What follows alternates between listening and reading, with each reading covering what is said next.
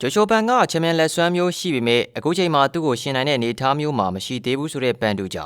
ာပရိသတ်များအလုံးမဲ့မင်္ဂလာပါများ Ecris Sport ကနေတင်ဆက်နေပါတယ်ဂျိုရှိုပန်မှာထူးချွန်ပြီးတော့မှတ်တမ်းကောင်းတွေအများကြီးရှိနေတဲ့အတွက်ချန်ပီယံဖြစ်မဲ့ fighter ပါဒါပေမဲ့ဘန်ချန်ပီယံဖြစ်မယ်ဆိုတာကဒီချိန်တော့မဟုတ်သေးဘူးဆိုတော့ပန်တူကြာကပြောလာခဲ့ပါတယ်ပန်တူကြာရဲ့ချင်းလေးဘန်ပေါ်ထားတဲ့အမြင်ကတကယ်ကိုနန်နေပြီးတော့ချန်ပီယံတူရဲ့စိတ်သက်ပိုင်းဆိုင်ရာခိုင်မာမှု mental fortitude နဲ့ပညာရှင်စံတဲ့သုံးသက်ချက်ကိုထင်ဟပ်စေပါတယ်ပန်တိုဂျာရဲ့စကားတွေကရိုးရှင်းပေမဲ့ဒီစကားတွေရဲ့နောက်ွယ်မှာတော့ဗျူဟာမြောက်ရည်ရွယ်ချက်တွေအတွေ့အကြုံနဲ့စီရင်ချက်တွေပါဝင်နေပါတယ်ပန်တိုဂျာရဲ့မှတ်ချက်ဟာရိုးရိုးစကားတစ်ခုမဟုတ်ဘဲနဲ့ဂျိုရှောပန်ရဲ့ရှုံးမှုပြင်ဆင်လာတာမဟုတ်ဘူးဆိုတဲ့ရည်မှန်းချက်ကိုတုံ့ပြန်လိုက်တဲ့စိတ်သက်စစ်စင်ရေး psychological warfare ရဲ့အကောင်းဆုံးဥပမာတစ်ခုဖြစ်ပါတယ်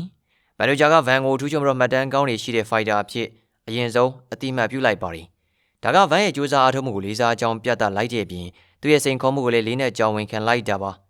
လက်မချီကျူးလိုက်ခြင်းအပြင်ဘန်ကိုအကောင်းမြင်စိတ်ပေးလိုက်တယ်လို့ဖြစ်ပေမဲ့အဓိကသတင်းစကားအတွက်လမ်းကြောင်းဖွင့်လိုက်တာလည်းဖြစ်ပါတယ်။ချန်ပီယံဖြစ်လာမဲ့ဖိုက်တာပါ။ဒါပေမဲ့ဘန်ချန်ပီယံဖြစ်မှာကဒီချိန်တော့မဟုတ်သေးဘူးဆိုတဲ့စကားကအတန်တိတ်စီရင်ချက်ချလိုက်တာပါ။ဘန်ဒိုဂျာကဗန်ကိုမင်းကကောင်းပါလေ။ဒါပေမဲ့ငါ့ကိုနိုင်ယူဖို့တော့အစင်သင့်မဖြစ်သေးဘူးလို့ဓာတ်ရိုက်ပြောလိုက်တာဖြစ်ပါတယ်။ဒီစကားကဗန်ရဲ့စိတ်ထဲမှာတိမ်မွေးတဲ့တန်တရားကိုဝင်စေဖို့ရည်ရွယ်ချက်ရှိပါတယ်။ဗန်ကအခုပဲနိုင်အောင်ထိုးရမယ်ဆိုတဲ့ဖိအားကိုခံစားလာရပြီးဒီလိုဖိအားကြောင့်ပွဲထဲမှာအမားလုံးမိနိုင်ပါလ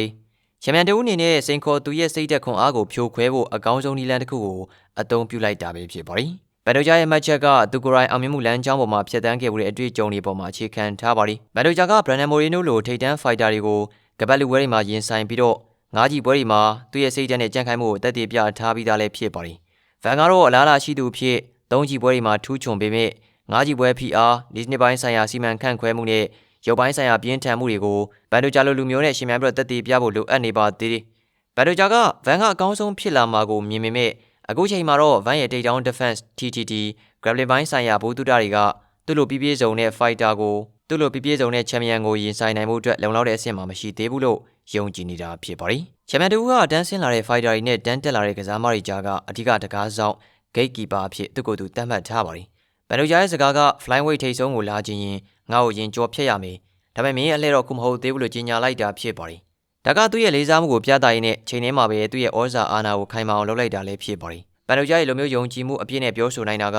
သူကဗန်ရဲ့အားသာချက်နဲ့အားနည်းချက်ကိုရှင်းရှင်းလင်းလင်းမြင်နေလို့ဖြစ်ပါတယ်။ဗန်ရဲ့ထူးချွန်တဲ့ boxing skill ကိုဘန်ဒိုဂျာကချီးကျူးပေမဲ့သူကအဲ့ဒီ boxing skill ကိုအနေနဲ့မပေးနိုင်အောင်ပွဲကိုမြေပြင်ပေါ်မှာဆွဲခေါ်သွားဖို့အခိုင်အမာယုံကြည်နေပါတယ်။ဘန်ဒိုဂျာကလဲကျသွားတဲ့အခါချက်ချင်းလှုပ်ရှားမဲ့ grappling စွမ်းရည်ရှိသူဖြစ်လို့ဗန်ကိုသူလိုချင်တဲ့နယ်ပယ်ထဲမှာထိန်းချုပ်နိုင်စွမ်းရှိတယ်လို့ယုံကြည်နေတာလည်းဖြစ်ပါတယ်။ဘန်ဒိုဂျာကဗန်ကိုအမြဲတမ်းဖိအားပေးနေပြီးသူ့ရဲ့ထိုးကျိတ်စွမ်းရည် striking ကိုထိရောက်အောင်မသုံးနိုင်စေပေနဲ့ပြင်ပန်းသွားအောင်လုပ်ဖို့ဒီနှစ်ပိုင်းဆိုင်ရာယုံကြည်ချက်ရှိနေပါတယ်။ဘန်ဒိုဂျာရဲ့စကားကဗန်အတွက်နီးပြွားပိုင်းရတကယ်ကိုရေးပါတဲ့စိန်ခေါ်မှုပေးလိုက်တာလည်းဖြစ်ပါတယ်။ဗန်အနေနဲ့ဘန်ဒိုဂျာရဲ့ဖိအားကိုငါးကြီးလုံးခံနိုင်ရှိပြီးတော့ take down တွေကိုအောင်မြင်စွာကာကွယ်နိုင်ကြောင်းသက်သေပြရတော့မှာဖြစ်ပါတယ်။ဘန်ဒိုဂျာရဲ့စကားကဂျိုရှောပန်ရဲ့စိတ်ဓာတ်ကိုထိခိုက်စေနိုင်မှုရည်ရွယ်တာဖြစ်ပေမဲ့ဗန်အနေနဲ့အရာကိုခွင့်ရေးဖြစ်ပြန်ပြောင်းလဲနိုင်ပါတယ်။ဗန်ကဘန်ဒိုဂျာရဲ့ချန်ပီယံဖြစ်လာမယ်ဆိုတဲ့ချီးကျူးမှုကိုလုံးဝအာရုံစိုက်ခြင်းမရှိဘဲနဲ့ဒီချိန်ကိုပဲအာရုံစိုက်ရမှာဖြစ်ပါတယ်။ရှုံးမှုပြင်ဆင်လာတာမဟုတ်ဘူးဆိုတဲ့သူ့ရဲ့ကြေညာချက်ကိုလိုက်နာပြီးတော့ပွဲတစ်ခုလုံးကိုအပြေးအဝနိုင်လိုစိမ့်နဲ့တိုက်ခိုက်ရမှာဖြစ်ပါတယ်